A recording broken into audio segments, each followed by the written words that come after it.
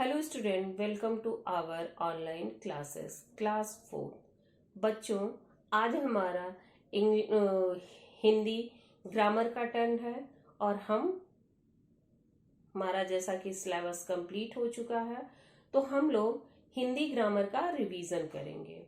Okay, Hindi grammar में हमारा जो सेकेंड टर्म का सिलेबस है वो चैप्टर नंबर 7 से स्टार्ट हुआ है।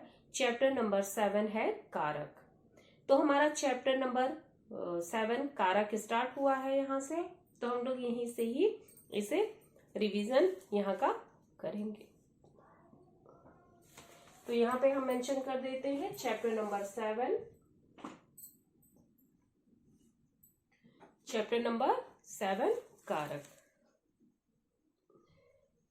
कारक किसे कहते हैं? पहला जो शब्द जो आपका चैप्टर का नाम है कारक, तो सबसे पहले हम ये जानते हैं कि कारक किसे कहते हैं।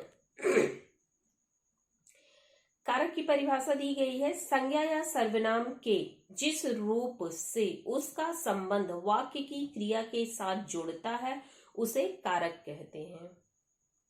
फिर से, संज्ञा या सर्वनाम के जिस रूप से उसका संबंध वाक्य की क्रिया के साथ जुड़ता है उसे कारक कहते हैं। कारक के भेद।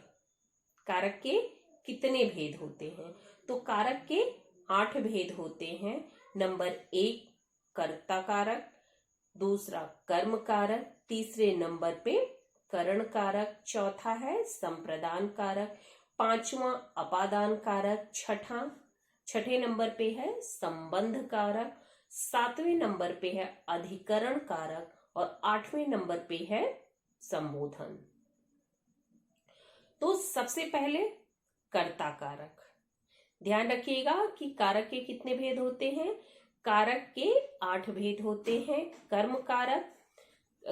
कर्ता कारक, कर्म कारक, करण कारक, संप्रदान कारक, अपादान कारक, संबंध कारक, अधिकरण कारक और संबोधन कारक। पहला है कर्ता कारक। तो कर्ता कारक किसे कहते हैं?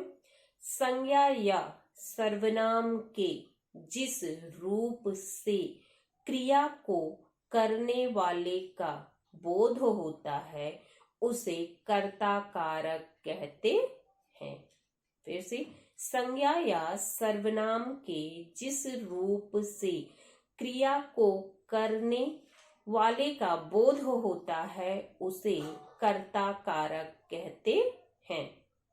कर्ता कारक का चिन्ह ने होता है, जैसे मोहन ने खाना खाया। मोहन ने खाना खाया, तो ने यहाँ पे कर्ता कारक का चिन्ह है। कर्म कारक। कर्ता के द्वारा की जा रही क्रिया का प्रभाव जिस वस्तु पर पड़ता है वह कर्म कारक कहलाता है। कर्ता के द्वारा की जा रही क्रिया का प्रभाव जिस वस्तु पर पड़ता है उसे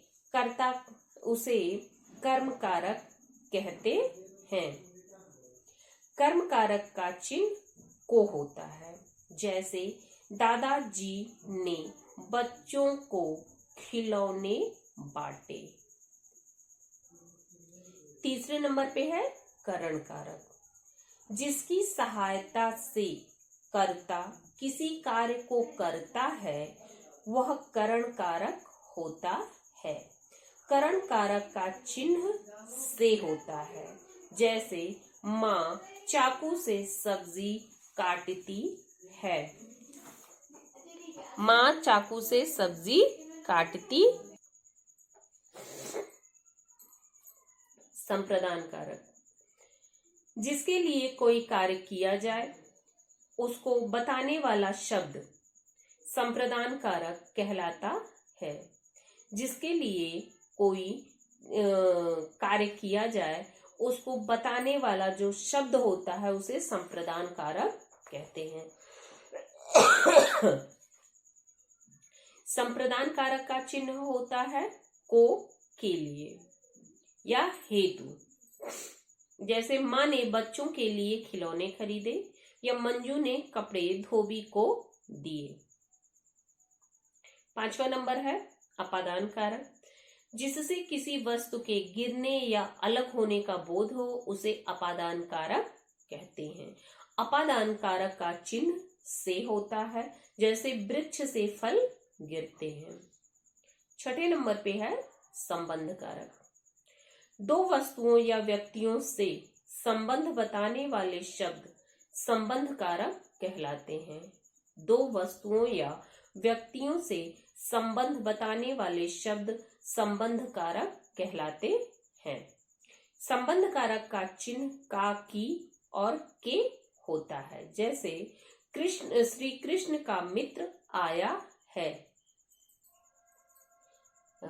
नंबर 7 अधिकरण कारक, जिसमें या जिस पर कोई वस्तु स्थित हो वह अधिकरण कारक कहलाता है। अधिकरण कारक का चिन्ह में और पर होता है।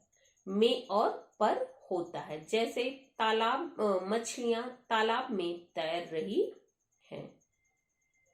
नंबर 8 संबोधन कारक, जिस शब्द से किसी को संबोधित किया जाए उसे संबोधन कारक कहते हैं। संबोधन कारक का जो चिन्ह है वो है हे, ओ, अरे आदि। उदाहरण, बच्चों यहाँ आओ, अरे वह कहाँ जा रहा है। करण कारक और अपादान कारक में अंतर। इन दोनों कारकों में से परसर्ग होता है। करण कारक में इसका प्रयोग साधन के रूप में होता है, जबकि अपादान कारक में अलग होने के अर्थ में होता है। जैसे विनय ने चाकू से आम काटा, ये करण कारक का उदाहरण है। और पेड़ से फूल झड़ रहे हैं, तो पेड़ और फूल अलग हो रहे हैं, तो ये अपादान कारक है। कर्म कारक और संप्रदान कारक में अंतर। इन दोनों कारकों में को परसर्ग का प्रयोग होता है। कर्म कारक में क्रिया का प्रभाव कर्म पर पड़ता है, जबकि संप्रदान कारक में किसी और के लिए कार्य किया जाता है। तो संप्रदान कारक में को का अर्थ भी के लिए ही होता है। जैसे विशाखा ने दुकानदार को पैसे दिए, ये कर्म है। और पिताजी ने मोहित के लिए अखबार खरीदा, यहाँ पिताजी ने मोहित के लिए काम किया, अतः यहाँ पे संप्रदान कारक है। तो ये चैप्टर यहाँ पे खत्म हो गया है। इसके बाद में हमारी एक्सरसाइज है। एक्सरसाइज में आपका पहले नंबर पे है क्वेश्चन आंसर और दूसरे नंबर से एक्सरसाइज स्टार्ट हुई है। तो क्वेश्चन आंसर का PDF आपको मिल जाएगा। आप लोग एक्सरसाइज देखिए। उचित कारक चिन्ह लगाकर खाली जगह भरिए। आम के पेड़ पर तोता बैठा है। दूसरा है सेब खाने से रोग दूर होते हैं। सेब को खाने से रोग दूर होते हैं। मोहन किताब पढ़ा। मोहन ने किताब पढ़ा। वह रेलगाड़ी दिल्ली जाता है। वह रेलगाड़ी से दिल्ली जाता है। सही कथन के आगे सही तथा गलत कथन के आगे गलत का चिन्ह लगाइए। संज्ञा या सर्वनाम के जिस रूप से उसका संबंध वाक्य की क्रिया के साथ जुड़ता है वह कारक कहलाता है। सही है। कर्ता कारक की विभक्ति को है, गलत है।